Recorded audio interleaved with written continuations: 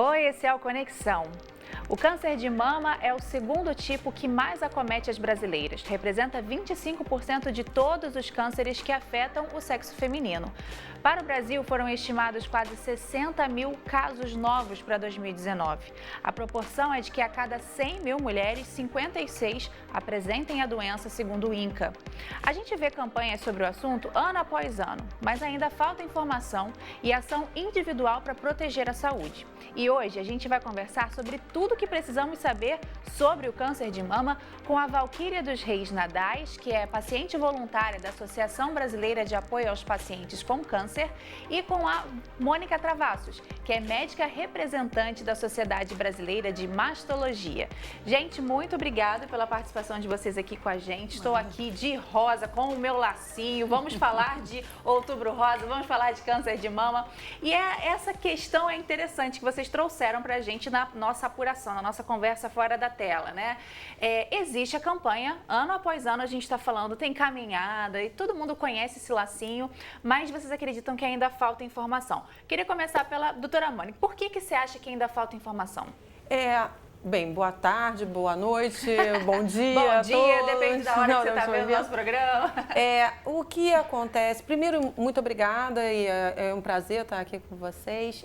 A primeira coisa que a gente tem que lembrar é que a informação nem sempre chega da maneira que a gente quer.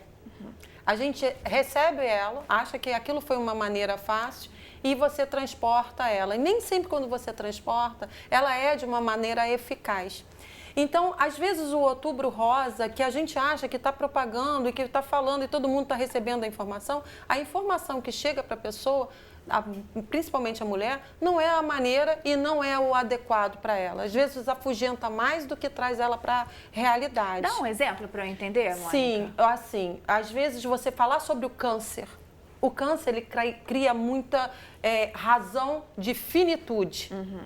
Então, ela traz a morte mais perto para você. Então, falar, às vezes, de câncer amedronta mais do que traz ela para a realidade. Então, o Outubro Rosa ao contrário daquilo que se pensa, a gente já está tentando levar informação sobre detecção precoce do câncer para a pessoa ficar curada, e não sobre o câncer. Então, é esse tipo de informação que tem que chegar. Mostrar que o câncer tem jeito, que o câncer tem cura e, principalmente, existe vida depois que se trata. E, Valquíria, ela não se interrompe. Essa questão que a Mônica trouxe, a gente entrevista tanto professora que eu estou até falando professora aqui, que a Mônica trouxe agora, que existe vida depois do câncer. E você está aqui como um exemplo disso, né? Conta pra gente um pouquinho da sua experiência. Sim, tudo bom? Oi, boa tarde. Então, a minha experiência exatamente em 2015 eu fui detectada com câncer de mama e no momento, com certeza não me caiu uma ficha de morte, eu não fiz essa associação, principalmente porque fiz essa detecção com uns exames de ressonância, no meu caso foi um pouquinho diferente da mamografia, e em seguida uma biópsia, e dentro de 30 dias eu tive como entrar para o meu hospital, que estou até hoje, que é o INCA 3. E ali dentro a gente já refaz todos esses exames e já passa para as nossas etapas. Fui super bem atendida, consegui fazer todo o meu tratamento, durou mais ou menos 1 ano e 2 meses. Mas durante esse período, inclusive, eu conheci muitas histórias, muitos projetos, muitos grupos de apoio e essa mão amiga foi assim essencial. E, inclusive, acabou sendo essa a minha história, que além de passar por tudo isso, que eu costumo dizer que meu câncer foi como se fosse uma unha quebrada em relação a todos os outros que eu vejo, porque eu passei muito bem e não tive casos de metástase, estou ali me acompanhando, estou tendo acompanhamento, que são 10 anos de controle, né? Hoje em dia a nova prática é essa, mas eu passei a ser, além de paciente voluntária, então eu ocupo um local, em alguns grupos, um local de destaque ali, de liderança, para poder levar essas mulheres exatamente que o câncer não é um ponto final, é só uma vírgula na sua vida. Até porque você então tem que pensar o seguinte, você vai passar por aquilo e como você não vai morrer daquilo, o que você vai fazer depois? Então tem muitas que às vezes se perdem um pouco nessa questão, quando acaba todo o tratamento ela se sente um pouco às vezes abandonada, muitas perdem até os maridos ou até os filhos abandonam e não conseguem, não seguram a onda, muitos amigos vão embora, família. e também os seus trabalhos. Então, toda essa questão tem que ser vista para a mulher e é por isso que esses projetos, como a Abrapac, a FEMAMA, a gente está sempre em luta do direito da mulher, porque o depois é que é o problema que também. Que a vida vai continuar. Isso é vai legal, continuar. né? A vida vai continuar, né? Então, assim, a nossa proposta aqui é a gente falar tudo que a gente precisa saber, né? Em 25 minutos, a gente tem que correr aqui um pouquinho, né? Vamos falar então de sintomas, doutora, por favor. Quais são os sintomas que tem que levantar aí a bandeira vermelha? São os de sempre, né? A nodulação, que é o caroço, notar que tem alguma coisa diferente com a sua mama, a retração da papila, do bico do seio, quando tem a retração, uma espessura da pele, ela ficar tipo casca de laranja, o peau d'orange, que a gente diz, ou então quando sai secreção de um lado único da mama e com a coloração tipo água de rocha, ou seja, água, não a vermelhidão, não de sangue, não esverdeado, e sim de um único local, de um único ducto, sair esse líquido espontaneamente, ou seja, não é que você aperta, ele sai espontaneamente. Então, isso denota pra gente alguns sinais de câncer de mama. E aí, para você ver esses sinais, você tem que se tocar aí com frequência, né? Sim, mas ver só, não só se tocar, que é o autoconhecimento da nossa mama, mas sim em ter uma regularidade com o médico, ir ao médico. Porque é isso que vai fazer, por exemplo, no caso da Valquíria. A Valquíria, ela deve ter uma mama densa. O que ajuda? O que é uma mama densa? É uma mama jovem. Então, ela fica mais obscurecida, qualquer detecção a nível de mamografia. Então, vai precisar usar o ultrassom, vai precisar usar a ressonância como uma metodologia para aquilo que ela já sente de alterado. Então, a paciente, a mulher, ela precisa ter uma rotina de ir ao médico mastologista, o ginecologista e a mastologia, porque é ele que vai detectar aquilo que vai ser essencial, tanto de exame quanto de orientação do que vai ser feito. Eu quero mostrar agora um vídeo que foi produzido pelo INCA e a gente vai ver agora a fala da médica sanitarista Maria do Espírito Santo. E aí ela traz umas informações que são bem interessantes, que tem um pouco a ver com o que a Valquíria começou a falar, né? A vida depois do câncer. Veja só. Nós mulheres sofremos uma discriminação muito grande. Ela diminuiu muito no Brasil, mas ela não foi embora ainda. O homem olha o corpo da mulher. E se aquele corpo está incompleto, está faltando um pedaço dele, é uma coisa complicada. Ele vai embora, vai procurar outra. E você fica num canto. O marido largou, que ela tirou uma mama. Ele não queria mais aquela mulher que não tem um peito.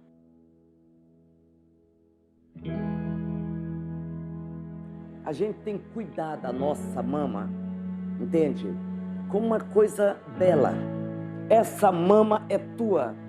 Quem conhece é você.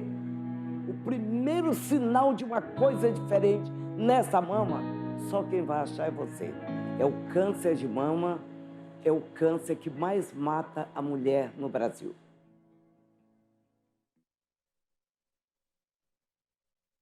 É porque o câncer está aumentando e nós, mulheres, abruptamente. Na grande maioria das vezes, eu faço uma mamografia com 50 anos de idade, eu posso ter esse câncer em qualquer momento. De 50 a 69 anos, eu tenho que ficar atenta. Qualquer mulher tem que se cuidar, tanto no peso, quanto na alimentação, quanto na vida. É interessante essa coisa assim, qualquer mulher tem que se cuidar, esse autocuidado, né? Que muitas vezes a gente leva muito pro lado da estética, né? Da nossa autoestima, que é importante pra caramba, adoro ficar, né? Bonitona e tal, mas é um autocuidado mesmo de se amar, né, Valquíria? E isso que ela falou, conversa com o que você começou a falar, tem essa questão da solidão depois do câncer, né?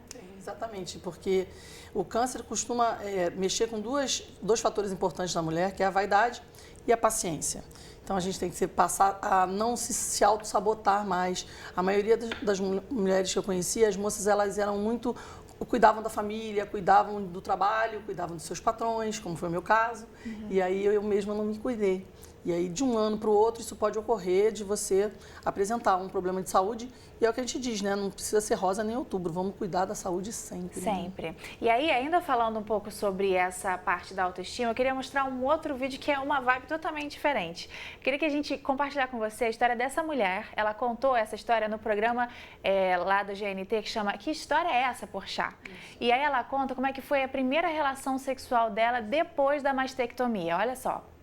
Todo mundo tem um primeiro encontro meio maluco. Com quem que foi? Então, com meu marido, meu atual marido. Ah, isso já é um bom sinal.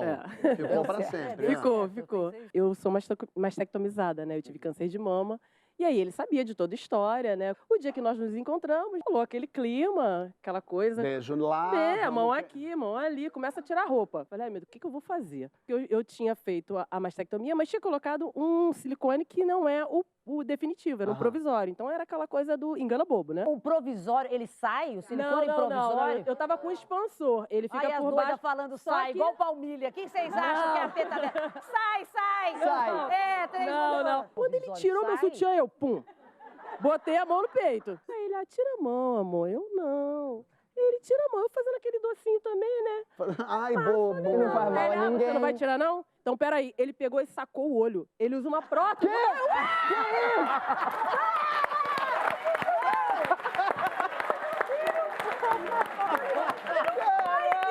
E aí, você vai tirar a mão ou não vai? Eu falei, já tirei. E aí é muito legal. Nossa, quando eu vi isso, eu amo esse programa aí. Olha, parabéns, pessoal do GNT. Fábio Porchat, muito legal esse programa, porque conta as histórias, né? E aí, quando eu ouvi ela contando desse jeito, traz essa questão. E a sua amiga, né?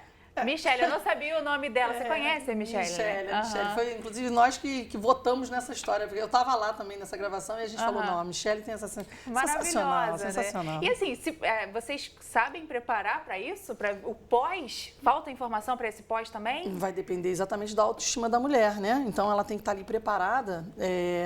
Fica um pouquinho difícil porque o câncer não avisa. Então, você chegou naquilo ali, por isso é que a gente volta a falar que os grupos de apoio são para isso, até para ela conhecer outras mulheres que passaram. Eu não tive muito desse problema, porque eu tive muito apoio da família, do marido, de todo mundo. E eu tenho uma autoestima um pouco diferenciada, trabalho com música e tal. Mas aí eu encontro mulheres que até hoje em dia, mesmo depois de fazer reconstrução, tá com uma mama linda, não conseguem mais ter um relacionamento normal. Então, a cabeça da mulher tem que ter um acompanhamento psicológico nessa hora, tudo, para ela poder voltar a se encontrar com a sociedade. E aí eu queria falar, a gente já falou dos sintomas e você já falou que tem que ter um acompanhamento com o médico. Mas é importante a gente saber quais são esses exames, tipo, saber mesmo, assim, quando você está ali na consulta, doutora, não está faltando esse exame, não? Qual exame que é imprescindível e a partir de qual idade? Então, a gente tem que ter na cabeça a partir de quando a gente tem que se tratar, né? Porque fica vago. Será que eu tenho que começar aos 18 anos, 25, 30, que idade? A partir dos 40 anos é preconizada pela Sociedade Brasileira de Mastologia começar a fazer a sua mamografia anualmente.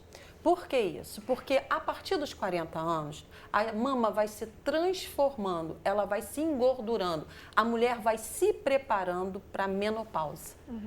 Então, o que acontece com o corpo da mulher? Ela vai se engordurando. A mama engordura de baixo para cima e de dentro para fora. E o nosso abdômen vai aumentando. Então, isso tudo é a gordura que vai se instalando. Como a mama ela começa a se envelhecer a partir dos 40 anos, nesse período está propício para fazer a mamografia. Porque a mamografia, quanto mais gordura a gente vê, mais lesões abaixo de 8, 6 milímetros a gente vai encontrar. Então, por isso que a mamografia a partir dos 40 anos, ela é preconizada pela Sociedade Brasileira. E aí é anual? Ela é anual até, entre aspas, aos 75 anos. Agora, vê bem, uma mama densa é uma mama jovem. Mesmo que você tenha 40 anos, sua mama ainda não começou o envelhecimento dela.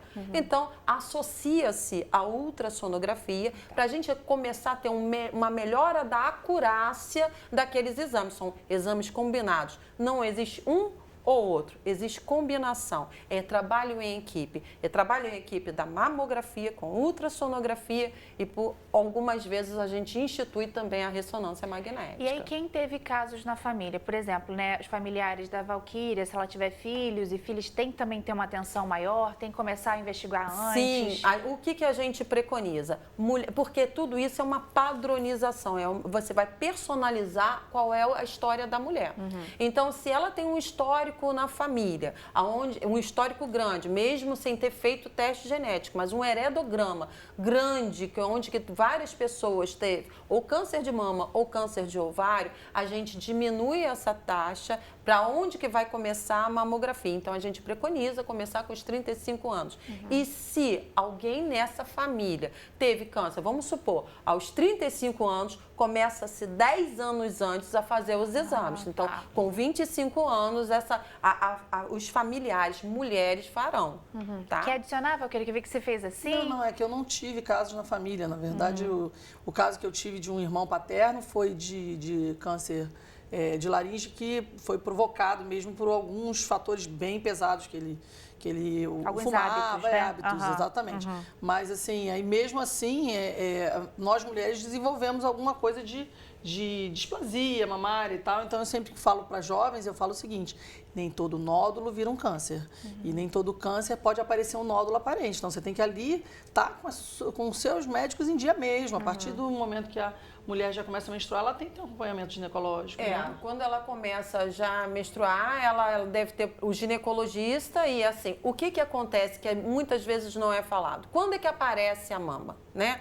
O nome científico é telarca, é a primeira mama a aparecer. E por isso, muitas vezes, causa ou furor nas mulheres, minha filha está com caroço. Não, aquele caroço é o aparecimento da mama, é o broto mamário que vai desenvolver. E normalmente é uma mama primeiro que aparece e depois a outra. Isso se dá por volta dos 9, 10 anos de idade.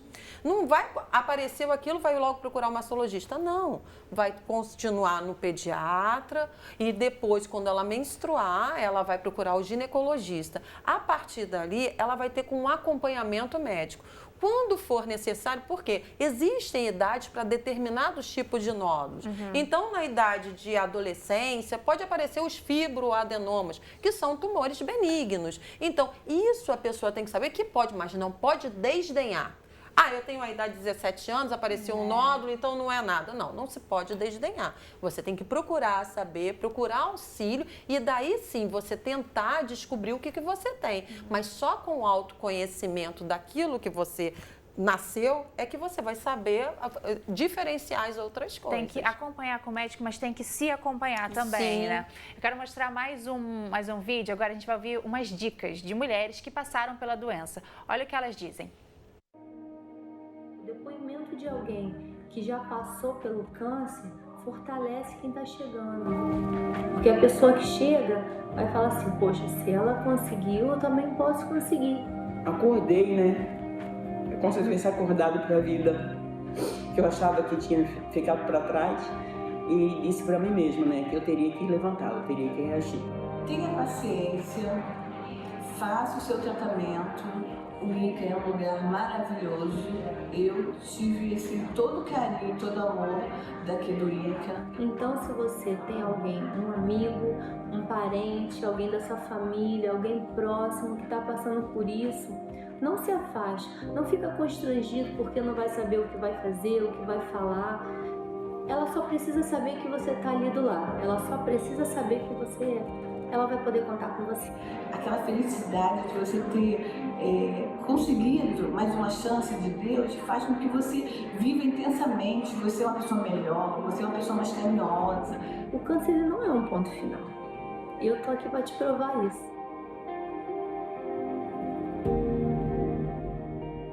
E aí é legal, né? Ela fala, não é um ponto final. Existe ainda muito medo do pessoal quando descobre que tem lá, subiu ali, caramba, encontrei. A pessoa demora um pouco para procurar ajuda, Valquíria? É sobre isso que eu estava falando, porque as pessoas já ficam sempre levando para o lado pior. Eu acho que, dependendo da informação, essa coisa da internet, às vezes, dá um pouco de susto nas mulheres, né? Então, o que eu falo que, assim, o que assusta mais é o desconhecido. Então, se você está com desconhecimento da tua causa, você tem que ir atrás, correr atrás. Só você pode fazer isso. Então, eu sempre acuso que vai procurar o médico e vai lá com o coração tranquilo, porque por isso você tem um profissional para te ajudar. E você vê isso também? Quais são os medos que surgem quando vem essa possibilidade do câncer? A verdade é a finitude, a morte, né? Então passa tudo pela cabeça da pessoa, principalmente da mulher, e a mulher ela sempre é muito acolhedora.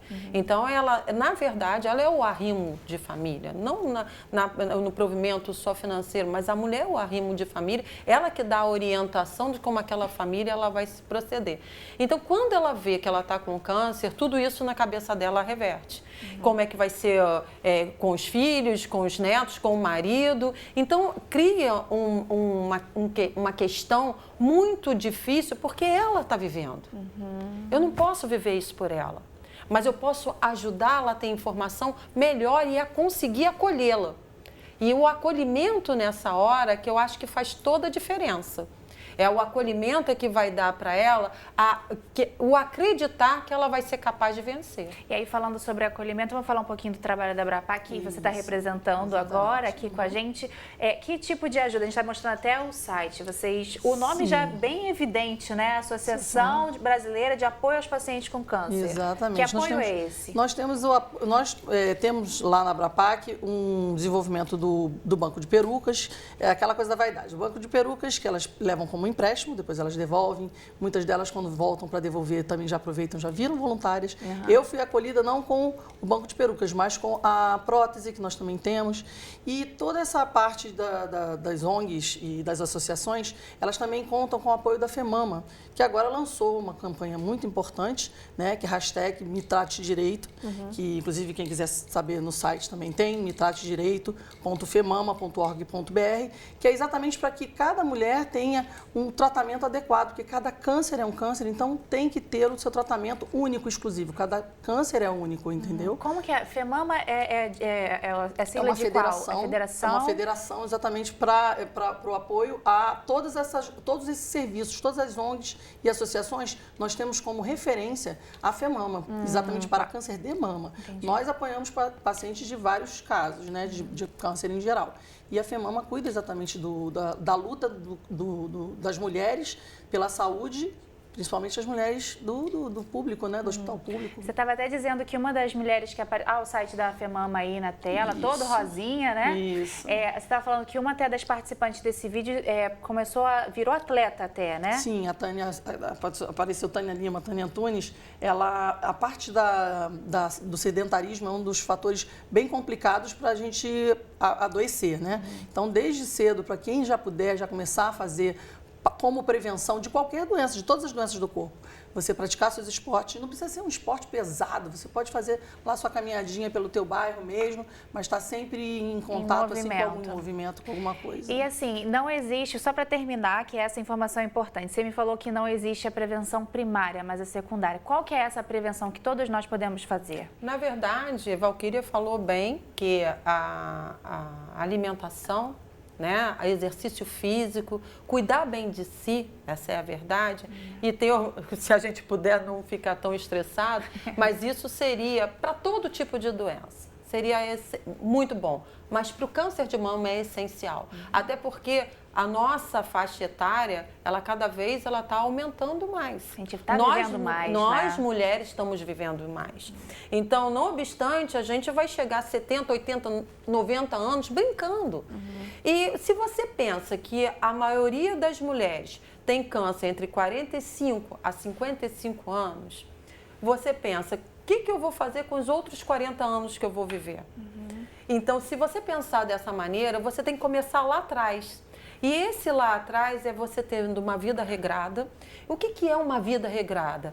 Uma boa alimentação, atividade física, pelo menos 5 vezes na semana, de 35 minutos, pelo menos nessa atividade física. Não precisa ser hard, mas uma boa atividade física. Alimentação saudável é sempre bom, todo tipo de alimentação, beber bastante líquido e detalhe, diminuir um pouquinho da ingesta alcoólica. Dá uma freada ali no álcool, né? Sim, porque o álcool, ele por mais dosagens do que o permitido, entre aspas, ele se transforma em estrogênio a nível de fígado, a nível hepático. E isso consegue empurrar para que tenha acelere o processo do câncer de mama. Então, meninas, por favor, vamos beber menos. Vamos beber menos. Todas nós, né, gente? Meninas. Eu quero muito agradecer a participação de vocês aqui com a gente. Obrigada pra gente poder falar sobre esse assunto, que não tem que ser esse tabu mesmo, né? Tem vida depois do câncer. Eu adorei quando ela falou, é uma vírgula, é isso. Se acontecer, é uma vírgula. Vamos nos cuidar, vamos continuar, porque a médica falou aqui, a doutora falou, 80 anos por aí, fácil, brincando, viu? Muito obrigada, viu, por estar aqui com a gente. A você de casa, obrigada também pela sua companhia. Se você quiser rever nossos conteúdos, é só acessar o Futura Play, tá tudo lá pra você, viu? E vamos nos cuidar, hein? Um beijo, até a próxima.